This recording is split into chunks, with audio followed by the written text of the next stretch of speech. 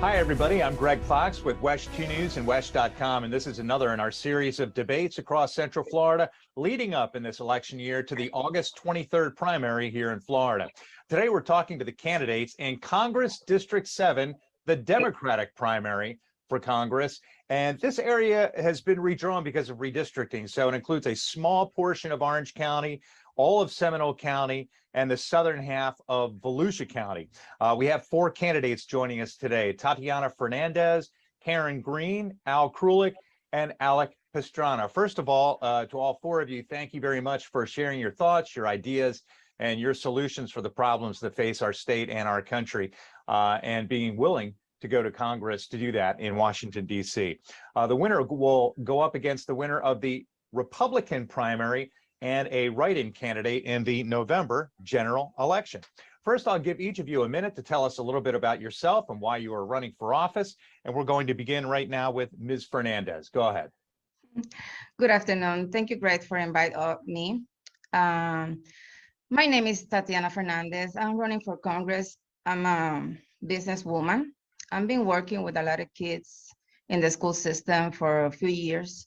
My son is autistic, and then I decided to run him because it's very important as a mother to have our kids first, to have a very good education.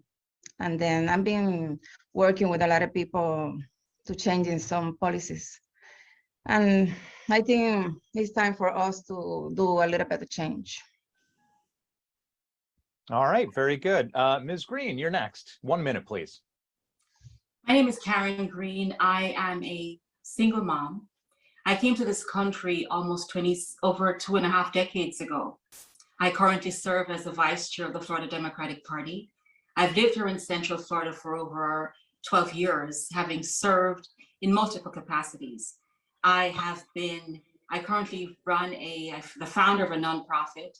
I've served in this country in classrooms, in the mornings in a classroom, in the evenings, a retail worker, and the nights literally in a hospital, holding the hands of sick and people serving, people who were impaired and or dying. I know what it is to have been in the need of healthcare workers and desperately ill people. I have served this community in multiple capacities: an advocate, as an agent, in the sense of providing services. But more importantly, I'm here to procure the values of the Democratic Party. And for these reasons, when I realized that this district was going to not be represented by or representative, I thought it was important to hold on to this seat. And so that's why I'm here. Thank you. All right, thank you very much. Mr. Krulik, 1 minute, please. If you can please keep your responses under a minute. Thank you. Well, I just want to say that my name is Al Krulik, and among the four of us in this primary race, I feel I have the strongest and longest standing relationship to the district. I've worked, raised my family in Central Florida for over 30 years, and I've lived in the 7th Congressional District for 18. I regularly shop, drive, bike, kayak, swim in both Seminole and Volusia counties. I've worked in Altamont Springs. I've taught high school in Winter Springs. In 2014, I ran for the seat against Republican incumbent John Mica and campaigned all over both counties. So in comparison, now two of my opponents apparently have very little relationship to the district whatsoever and merely shopped around for a place to run. I respect the fact that they're running, but Karen originally filed to run in District 8, but moved to 7 when she thought she had a better shot. Alec originally filed to run for the United States Senate and then jumped into 7 because at the time he was the only Democrat in the race. So because of my longstanding history here, I feel that I'm the best qualified candidate to represent the people of the 7th District. I know them, and most importantly, they know me. All right, well, since you invoked the names of two of your opponents, I'm going to first go to, since he hasn't had a chance to open for a minute, Mr. Pastrana, I'm going to give you a minute to open and 45 seconds to address that comment, and then I'll go back to Ms. Green. Sure. Thank you for having us. My name is Alec Pastrana. I'm of Puerto Rican descent, born in Ohio and raised right here in Orlando. The main topics at hand that we need to discuss is getting Roe codified into law. That's one of the main things I'll be doing when I get to DC. Another item is that we need to protect our LGBTQ plus community by making sure that marriage defined is by two individuals, because the GOP is constantly attacking rights, not only women's rights, but they're not stopping there. And as well, I will be one of the first people to sign on to, if it's not already by the time I get there, to start impeaching SCOTUS members for not only lying to the American people, but not having a code of ethics as well. So I feel like I'm probably the best candidate for that, to continue to push the envelope forward and to very progressive on my stances. Okay, can you please address the comment from Mr. Krulik about your jumping into a race, in his view, in any race? Yeah, so to address it, I filed with the FEC to run for Senate. And then once I heard Stephanie Murphy was not running, no other Democrat was jumping into the race, that's when I decided to file with the state of Florida to run in District 7. So to me, you're not officially a candidate until you actually file with the state. Anyone can file with the FEC. So I'll file with the state and to represent District 7. District 7, I currently don't live in it. We're looking to move into it. But now with the housing crisis, we have a 2-year-old daughter, and we're looking for schools, best schools in the district to move to. All right, Ms. Green, can you address the comments? I'll give you 45 seconds. Mr. Krulik. Sure, I'll respond by saying, first and foremost, that we know what has happened in the state with the concerns of redistricting. It was an onshore destination of where these lines would be drawn. And so only a month and a half ago, I decided that where this would be, we didn't know where these districts were going to be drawn. More importantly, my brother, my dear friend, Mr. Korick, he did do this district before and he wasn't successful. It is important as a Democrat that we try to hold on to this race. And I believe that I would, with my experience, be the one to hold on to the seat. I think collectively, we would have an opportunity to do this collectively together. And so for this reason, I looked at this race when I saw my sister, who had an opportunity also as an immigrant to fight for this race, for this seat. I thought it was in our interest to hold on to this race. And so that's why I'm in this seat. Okay, sorry to stop you there at the end. Mr. Krulik, she mentioned your name. You get 45 seconds, and then we'll try to move on to a question in which we can involve Tatiana. Well, listen, we're all Democrats, and we all kind of believe in the same things. This is a crucial election, and the Republican voters are going to nominate a far-right Trumpist who not only still believes in the big lie, but is intent on dismantling our democracy, taking away a woman's right to choose, eliminating Social Security, etc. The Democratic Party is going to need its best candidate, one who's got the experience. Among the four of us, I have the most campaign and debate experience. I fought the good fight for years, and I have the scars to prove it.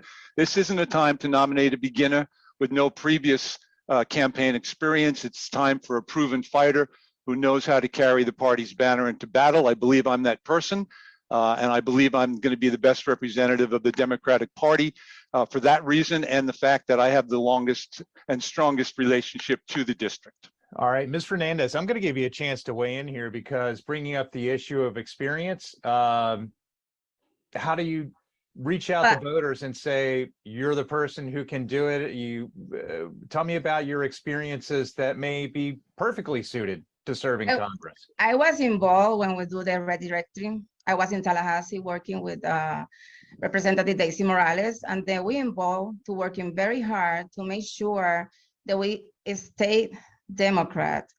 In this state, we're moving around back and forth. Then we don't have an open government. We need more open government to make sure our people know what we are and what we stand for them. We have to work very hard. I've been working very hard for 30 years. And then because I don't have over there outside taking photos, so I'm doing something more showing myself, doesn't mean I'm not ready to work. And I'm being in Washington in a lot of meetings that I know where the funding are. And that's what I'm looking for, where the fundings are here and where we are as our people doesn't get the right information and they don't get the money running, and then they can be able to give our kids a better education and our teacher a better pay. And then don't worry about experience. I have experience, a lot of experience. All right, we'll talk more about that as we move along. I think voters can tell a lot about a candidate's priorities by the kinds of bills that they view as their priorities. What's the first bill, Mr. Pastrana, that you're going to file if you're elected, and why? Yeah, so one of the first bills I will be filing will be to help codify Roe. You know, her body, her choice. I'm a big proponent of that. I have can you guys not hear me? We can hear you. Oh, okay. Sorry, it didn't change to my screen. Sorry. Yeah, so big proponent on her body, her choice. You know, I have a 2-year-old daughter. I'm an older brother of 3 sisters. So I'm a little bit protected when it comes to women's rights. That's one of the things I'll be jumping on board if it's not already in process once I get there. So that's my main issue right now. All right, Ms. Green, the first bill you would file and why, please? So I'm also supportive of codifying this rights, and I'm also looking at, you know, one of the things that we're looking at, not only is it important to look at a woman's body and the choices of her options of health, but I also think that Congress has an opportunity to expand the Supreme Court. And more importantly, we're looking at common sense. We're looking at where we are with our economy. Where can we get the resources now? We looked at to see what this administration did recently with the gas tax. We're going to our gas tanks, and we're seeing where we are with the economy. I believe that we have an opportunity now to look to see where we can actually increase a better living wage. This discussion needs to happen post-pandemic. And so I believe that we need to look at where we are with seeing how best we can look at our income for a better living wage. I think this is where we are in our district. First and foremost, where we are with how we are able to find income to secure our wages for men and for everyone working in our district. All right, thank you. Again, if we can try to keep our answers to under a minute, and we'll be able to get through as many of these questions as possible. Mr. Krulik, Yes. your first bill and why?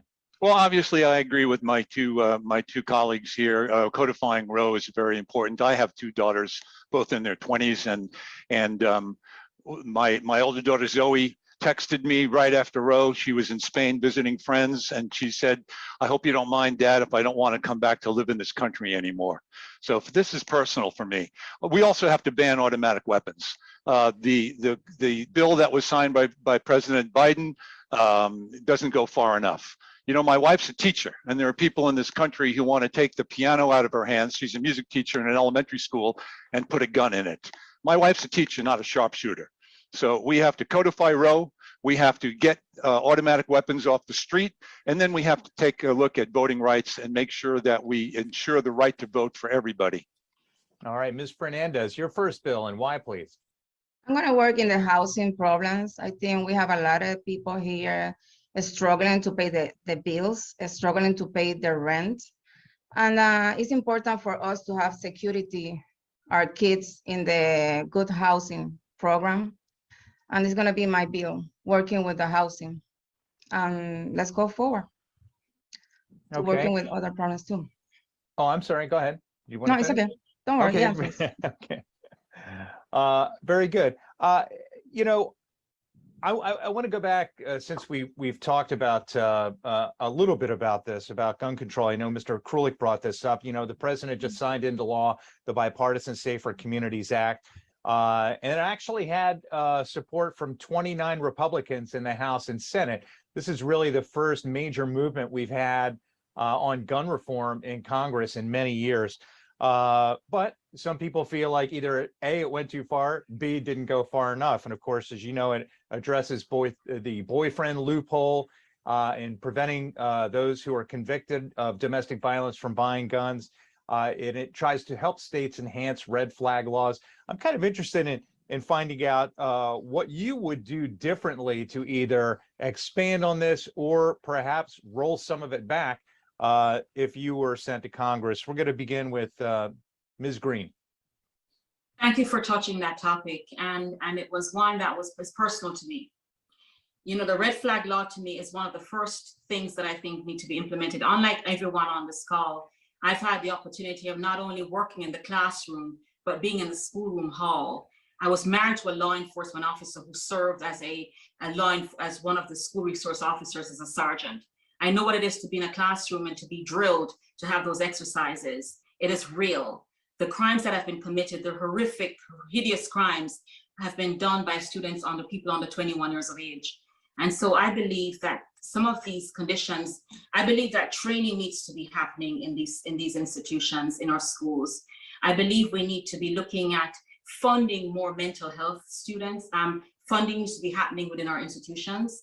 I believe we also need to be looking at early identity. Not only are we I think funding needs to be in place for mental health institute training in schools, social workers, but also I think we need to look at overall how we fund our schools' security systems. All right, that is a minute and slightly more. Ms. Fernandez, go ahead there. I'll give you a little more than a minute to address this. And maybe are we talking about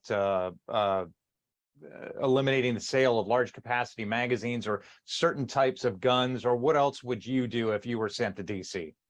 Well, right now I agree with Ms. Green that we need putting more effort in the school system. But the thing is, we already have the funding.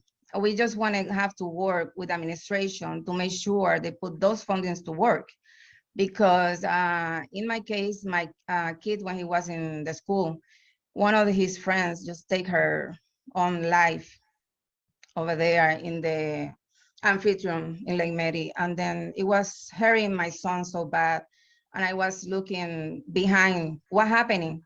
Then we find out that kid doesn't have the right counselor. People in the school that was press attention on her. And then, like I say, we need to working more with our kids and then stay out of the more, we have too many advertising.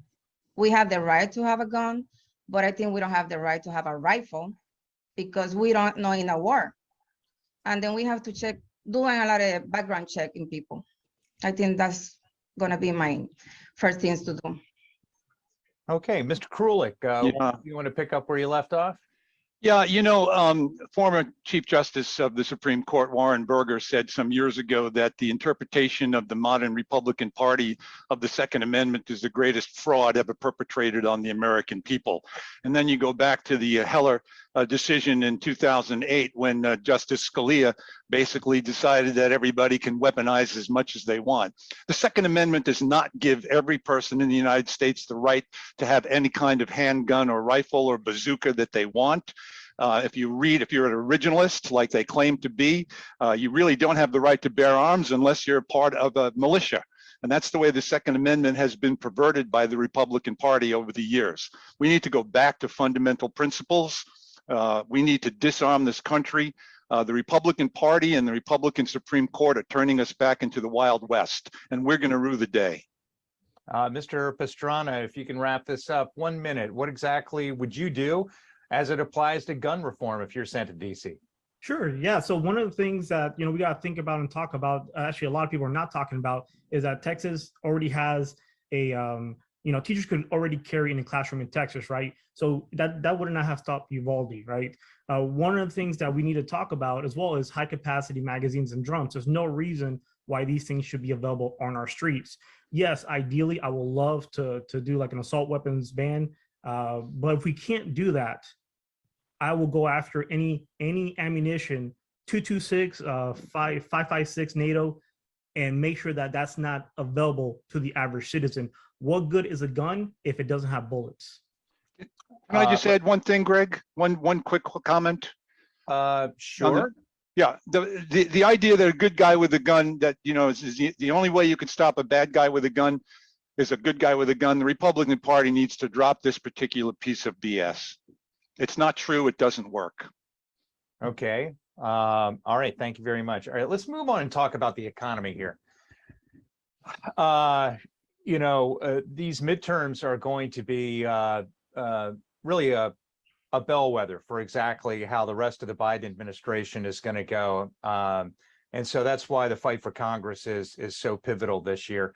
I'm interested in knowing how you address the economy when all of the most recent polls show that people have now moved on from COVID as far as their biggest concern. Their biggest concern is dollars and cents issues, the price at the pump, inflation that's making houses harder to afford, rent that continues to skyrocket, and affordable housing diminishing. How do you address this if you are sent to DC? Mr. Pastrana, we'll begin with you this time. Sure. Let's first talk about the oil companies, right? They have record profits right now, and the cost of a barrel of oil is usually right now what is 110, I guess, since I saw this morning. And you know, any tax cuts they receive, we need to start rolling back, because if they have record profits right now, there's no reason why they're price gouging at the pump. Another item I'm a big proponent of is legalizing marijuana and taxing it, and I believe that would generate revenue, enough revenue to provide to the states to not only pay teachers, first responders, and police officers, and to get that quality we need here in Florida. Okay, Mr. Krulik. Well, Alex is absolutely correct. The oil companies are gouging the people. They've been doing it for years because they have their paid people in Congress. Making marijuana legal and taxing it is a great idea. We also need a financial transaction tax. We've had this one tax in this country some years ago. It works. About 40 other Western democracies have a financial transaction tax. We have to tax the people who are speculating on these stock transactions and not contributing anything to the economy. Okay, Ms. Green, how do we, as they say, fix the economy and where we are now? I think my two brothers are right with the two options we have. I also think we need to incentivize some folks for clean energy. I also think that there's resources from our DoD. Our defense budget is way over there, and we need to look to see there. There's no question that the unnecessary war between Russia and our ailing people in Ukraine has created this kind of crazy dilemma with us, as well as the post-pandemic crisis. And so how do we go about this? I think we need to look at our natural resources. We need to see if we can incentivize folks for going with natural resources. And I also think, as you said before, we do have the marijuana incentive, and we need to incentivize folks who are able to use natural energy. So it's a DoD and of course, tax the wealthy. All right, Ms. Fernandez, your thoughts on, or your solution, as it were, to what's going on with the economy right now? Well, I think we need to open more our government, because we have the money already. The tax money came here to this state in Florida. We just need to put the money to work and give it to the people in the right way. We have programs for paying housing. We have programs for helping women to have their own business. We have a lot of money for our kids' education. We just have to put the money to work. The money is here already. We don't need to find more money on taxes more people. We just need to put the money to work. And I think it's going to be the solution to open government, not going over there and then close the door to our community. Let's stick with Ms. Fernandez and Greg, for a second here. May I also expand one more point, as you did earlier. I also think we need to start manufacturing more in America. Let's bring manufacturing back to the United States. All right, I want to continue talking about the dollars and cents. Let's talk about the infrastructure money that's coming to Florida. We've got 408 bridges, 3,500 miles of highway in poor condition. We've got $13 billion in funding from the Infrastructure Act designated for Florida, and an additional $2.8 billion for public transportation. Ms. Fernandez, where should we be spending that money first in Central Florida? Well, if we put the money in the infrastructure, and if we put the money in our education, and then we put the money to hire more people and pay better wage, because like I say, the money is here, we just have to put in the work. And then people have to see the money, and they can pay their bills. They can pay the kids having better health and education, because in this state, all the time we're talking about we receiving money, but where's the money? The money, people can see, they don't see the money. We have to work in infrastructure, and we have to work in trade schools. We need to put our kids in better jobs, doing everyday better jobs. Okay, Mr. Krulik, the question is, how and where should we be spending our infrastructure money? Yeah. Well, first of all, I just also want to say that we as Democrats need to let people understand that President Biden's infrastructure plan is a great idea. We need these infrastructure improvements. We need the money. One thing that I would like to see, I'm a union member. I want to see this money go to union members, pay them high wages. We definitely need to work on our mass transportation. Right now, you know, all we have is Sunrail, which is kind of a line from nowhere to nowhere else. We need to create parallel connections to Sunrail if we're really going to have a rail system that works. We need to put more money into buses, and obviously we need to fix our roads and bridges. So I think the money needs to be spread around. There's so many needs that need to be filled. The money's there. The Democrats got it done. Let's tell the people what we have done as the Democratic Party, and let's put people to work. All right, Ms. Green, where do we spend that money in Central Florida? I agree with my brother right there. I must say that on the I-4 corridor, the Build Back Better initiative is, I totally agree with you. Along the I-4 corridor, the building initiative, transportation, building infrastructure, agriculture, and I also think along the Space Coast. I also see the film industry in the state has lost so much interest. We've taken the film industry, most of the industry has moved to states like we have the water and the weather, and most of this has moved to California and to New Orleans. I think we should focus on that. Just to be clear, I also have been endorsed by the AFL and CIO this week. Labor needs to have this work, or steel industry, or building infrastructure needs to happen here in Central Florida. So this is where we need to, or bridges, or roads, or highways, every single person here along the I-4 corridor, we still have these highway catastrophes. We're all bucking on the I-4 corridors. So I believe transportation is a main part of our development that needs to happen in Central Florida. All right, Mr. Pastrana, let's wrap this up. Where exactly should we be spending that money, and how? Is it on more roads, more pavement, more rail, combination, more buses? Where do we spend? Sure, yeah, no, I mean, perfect question. I mean, you started the segment off, with key factors that I believe a lot of my points I've missed. Bridges, highways, there's a lot of stuff that needs to occur. Sure, I would love to see more Sunrail, more buses, but if there's no infrastructure that is up to code, when was the last time we saw a repair on a bridge or something like that? Get union members out there. We have unions here in Central Florida that can take care of our bridges, of our roads, of our highways. Then once those are fixed and those are up to date, up to code, I would love to see more hydroelectric, something more like for bus, for public transportation that people can use, not only just in downtown, but expand that out even further. All right, I want to wrap up by talking about a big concern in our national security. Obviously, we have the hearings as we're recording this debate, hearings going on from the Select Committee in Washington, looking at what happened January 6, 2021. We've had more than 800 people charged. The state with the most defendants is Florida. Dozens and dozens of those people who were charged in that attack on the Capitol are from Central Florida, and they're from groups like the Proud Boys and the Oath Keepers.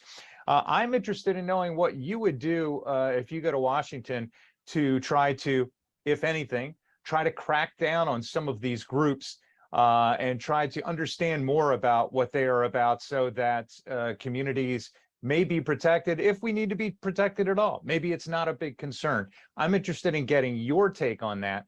And let's start with Mr. Krulik. Listen, sunlight is the best disinfectant. And what the January 6th committee is doing is pulling away the veil of the lies and the sedition and the insurrection that has taken place in our country over the last several years. I'm hoping that the Justice Department is going to follow suit. I'm old enough to remember Watergate. Nixon's men went to jail. These people need to do some jail time, all the way from the insurrectionists at the Capitol, all the way up to former President Trump. If you break the law in this country, you have to pay the penalty. And as soon as people start going to jail, I think it's going to put a dent in some of these far-right militaristic movements. These people are not patriots, they're seditionists, and I think punishment that fits the crime is going to be the best medicine for them and for our country. Mr. Pastrana, what do you think? Most of these people are not getting any significant jail time, if any at all. Yeah, that's completely unacceptable. And I'll take it a step further. I call them terrorists. Anyone who terrorizes and tries to essentially stop the peaceful transfer of power needs to have insurrection tags on them. These people, Proud Boys and Oath Keepers, there needs to be more charges that fit the crime. And we need to leverage more our intelligence community. And I'm sure there has to be a database somewhere that keeps track of all these individuals. I would like to expand on that as well. here in Central Florida, I'm sure you're aware, in the Waterford Lakes area, there's been some neo-Nazis that have been showing up as well. I want to see them get on the list as well. Anytime you terrorize somebody, you should get on a list. People should know who you are, and that's just unacceptable. Ms. Fernandez, what do you think?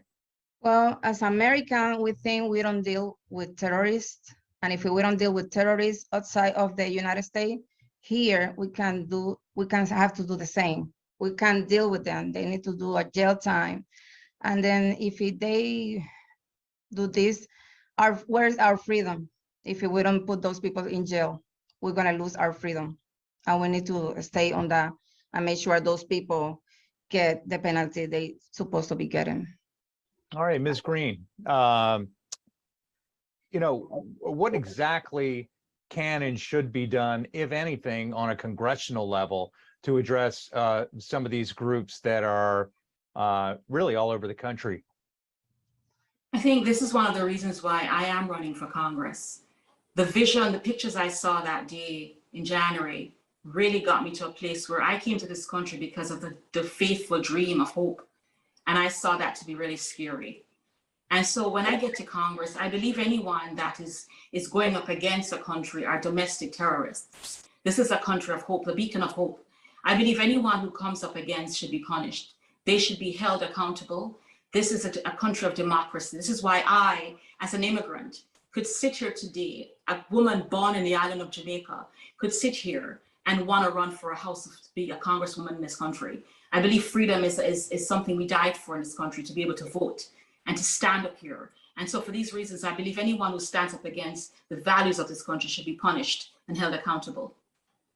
All right, thank you very much. Our time is coming to a close. I'll give each of you 1 minute to wrap up with a statement, and we'll begin with Mr. Pastrana.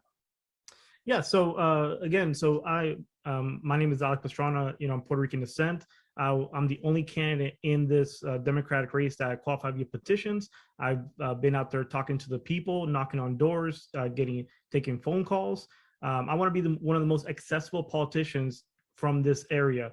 I want to make sure that everyone's voice is heard and applied, and I want to make sure that everyone's rights is properly protected, from women's rights to LGBTQ community. And I want to make sure that we work with local offices as well to tackle things like rent, or because as you guys know, in the state of Florida, it is illegal to have rent control. We can expand on that, and I believe there's ways to do that, and that's why I believe I'm the best candidate in this race. All right, Mr. Krulik, 1 minute, please. Yes, well, I respect my friend's desire to serve, but I need to reiterate the 2 points that I made at the opening. One, I believe that I have a greater knowledge of the district. I have greater history here, and I think I can serve the constituents of the district better than my opponents in this primary. And two, we're going to need somebody with experience. We're going to need somebody who knows how to debate. We're going to need somebody who knows how to fight. If you want to restrict my daughter's right to self-autonomy, I'm going to fight you. If you want to glorify guns over the lives of children, I'm going to fight you. If you want to arm my wife with bullets and not songs, I'm going to fight you. I will fight for them. I will fight the Republicans. I will take the fight to the Republican nominee, and I believe that I am the strongest candidate to take that nominee to the mat in the November 8th election. And I ask all of you folks to vote for me in the primary and then vote for me on November 8th. Thank you so much. All right, Ms. Green, 1 minute, please. My name is Karen Green. I am the daughter of an electrician and a businesswoman like her mother from the Caribbean. I am living the American dream. I am experienced. I'm currently the vice chair of this party, and I have served in many capacities behind many of the candidates in battleground states. If there's anyone experienced in running campaigns and bringing unity, it's me in this campaign. I will continue to uphold the values of the Democratic Party, securing economic development, making sure that the woman's need for procuring her body and her choice is there, making sure that education is affordable, healthcare is a universal right, and all the values of equitable rights are procured. More importantly, I'm asking you for your votes. I'm saying to you today, give me that opportunity, and I'll be there to secure you in the House of Congress. Thank you. And Ms. Fernandez, 1 minute, please. Well, my name is Ilcia Tatiana Fernandez, and I am Puerto Rican too. And I'm here working with my people, and I want to work with them, and I want to work with you. If you give me an opportunity in August 23rd is the time for be running, and then in November 8th, I will there for you.